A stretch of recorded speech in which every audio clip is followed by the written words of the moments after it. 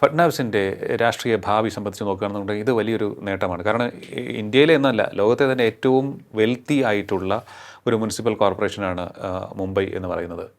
ആയിരക്കണക്കിന് കോടി രൂപയുടെ ബഡ്ജറ്റാണ് അവിടെ അവതരിപ്പിക്കപ്പെടുന്നത്. അപ്പോൾ അങ്ങനെ നോക്കുമ്പോൾ വലിയ നേട്ടം ബി ജെ പിക്ക് സ്വന്തമാക്കി കൊടുക്കുന്നു. ബി ജെ പിയിൽ അദ്ദേഹത്തിൻ്റെ കരിയർ വളരെ ശക്തമായി ഉയർന്നുകൊണ്ടിരിക്കുകയാണ്. അദ്ദേഹത്തിൻ്റെ വെയിറ്റേജ് കൂടിക്കൊണ്ടിരിക്കുകയാണ്.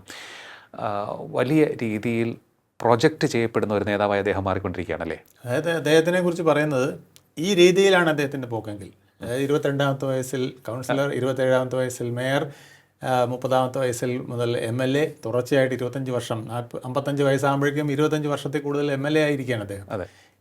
3 പ്രാവശ്യം മുഖ്യമന്ത്രി.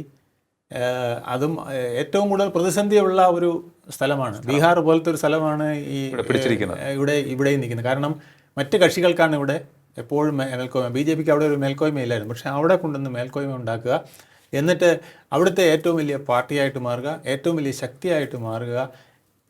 ഇന്ത്യയിലെ 2ാമത്തെ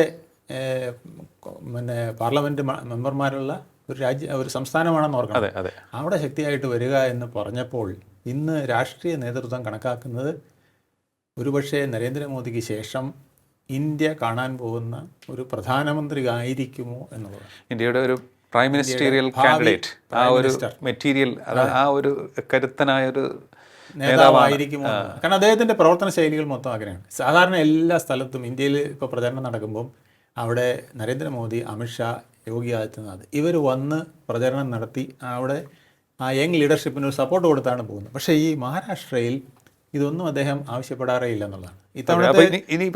ഇത്തവണത്തെ തെരഞ്ഞെടുപ്പിന് ഇവരാരും വന്നില്ല, വലിയ നേതാക്കൾ ആരും വന്നില്ല. അദ്ദേഹം ഒറ്റയ്ക്കാണ് അവിടെ ഉയർത്തിക്കൊണ്ടുവന്നത്. ഇനിയിപ്പോൾ ഇവർ രണ്ടും തമ്മിൽ, അതായത് ഇപ്പോൾ പറഞ്ഞ നമ്മൾ ഫഡ്നാവിസും യോഗി ആദിത്യനാഥും തമ്മിലുള്ളൊരു മത്സരം നമുക്ക് കാണാൻ സാധിക്കുമെന്ന് തോന്നുന്നു അല്ലേ? അത് അത് അദ്ദേഹം പറയുന്നത് 2019 അദ്ദേഹത്തിന് സ്ഥാനം നഷ്ടപ്പെട്ട് 2022 ഡെപ്യൂട്ടി ചീഫ് മിനിസ്റ്റർ ആക്കിയപ്പോൾ പലരും കളിയാക്കി. നദ്ദ പറഞ്ഞിട്ടാണ് അദ്ദേഹം ഡെപ്യൂട്ടി CM ആയിരുന്ന ആൾ ഡെപ്യൂട്ടി CM ആയല്ലോ എന്ന് പറഞ്ഞത്. അദ്ദേഹം പറഞ്ഞത് ഞങ്ങളുടെ പാർട്ടിയിൽ കാര്യകർത്താക്കൾക്ക് വേറെ റോളൊന്നുമില്ല, നേതൃത്വം പറയുന്നത് അനുസരിക്കുക എന്നുള്ളതാണ്. അതുകൊണ്ടാണ് ഞാൻ ഡെപ്യൂട്ടി CM ആയിട്ട് സത്യപ്രതിജ്ഞ ചെയ്തത്. BJPയിൽ നേതാക്കളുടെ എണ്ണത്തിനൊന്നും കുറവില്ല. അതോടൊപ്പം BJPയിൽ ഇതുപോലെ ഇന്ത്യയുടെ ഭാവിയായിട്ട് വരാൻ നിശ്ചയിച്ചിട്ടുള്ള, അവർ നിയോഗിച്ചിട്ടുള്ള നിരവധി നേതാക്കളുണ്ട്. അതിലൊന്നാണ് ഇപ്പോൾ വന്നിരിക്കുന്ന നിതിൻ നബീൻ, ബീഹാറിൽ നിന്ന്. അതുപോലെ തന്നെ ഹരിയാനയിലെ മുഖ്യമന്ത്രി അദ്ദേഹം നയ സിംഗ് സാഹി, അദ്ദേഹം വളരെ പ്രധാനപ്പെട്ട ഒരു നേതാവ് തന്നെയാണ്. അതുപോലെ തന്നെ ഒറീസയിലെ നേതാവായ മോഹൻ ചരൺ മാഞ്ചി, MP-യിലെ മുഖ്യമന്ത്രി ആയിരിക്കുന്ന മോഹൻ യാദവ്. അതുപോലെ തന്നെ സൗത്ത് ഇന്ത്യയിൽ 2 പേര് വളരുന്നുണ്ട്. ഒന്ന് തേജസ്വി സൂര്യ കർണാടകയിൽ, അതുപോലെ തന്നെ തമിഴ്നാട്ടിൽ അണ്ണാമലൈ. അങ്ങനെ വിവിധ സംസ്ഥാനങ്ങളിൽ നേതാക്കളുടെ വലിയൊരു പെരുമഴ, നേതാക്കളുടെ ഒരു വലിയൊരു ഘോഷയാത്ര തന്നെ അവിടെ സൃഷ്ടിച്ചിട്ടുണ്ട് എന്നുള്ളതാണ് പ്രത്യേകത. അതുകൊണ്ട് അവിടെ ഒരു മത്സരമല്ലെങ്കിലും 2 ശക്തികൾ ഏതാണ്ട് ഒരുപോലെ വരാൻ സാധ്യതയുണ്ട്. അതായത് യോഗി ആദിത്യനാഥും അതുപോലെ തന്നെ ഫഡ്നാവിസും. 2 ചോയ്സ്. ഇതിലേത് വേണമെന്ന് പാർട്ടിയും RSSും ഒക്കെ ചേർന്നായിരിക്കും തീരുമാനിക്കുക. പക്ഷേ 2 ചോയ്സുകൾ ഇന്ന് ഇന്ത്യക്ക് മുമ്പിൽ നിൽപ്പുണ്ട്. ഒരാൾ ഹിന്ദുത്വത്തിൻ്റെ ബേസും സ്ട്രോങ് അഡ്മിനിസ്ട്രേഷനും ഒക്കെയാണ് യോഗി ആദിത്യനാഥിൻ്റെ. അതുപോലെ തന്നെ വികസനവും അദ്ദേഹം ചെയ്യുന്നുണ്ട്. ജനങ്ങളുടെ ഇടയിൽ വലിയ ശക്തനാണ് യോഗി ആദിത്യനാഥ്. 1ാമത്തെ MP സ്ഥാനം, MP സീറ്റുകളുള്ള ഒരു സംസ്ഥാനത്ത് നിന്ന് വരുന്നു. 2ാമത്തെ MP സീറ്റുകളുള്ള മഹാരാഷ്ട്രയിൽ നിന്ന്.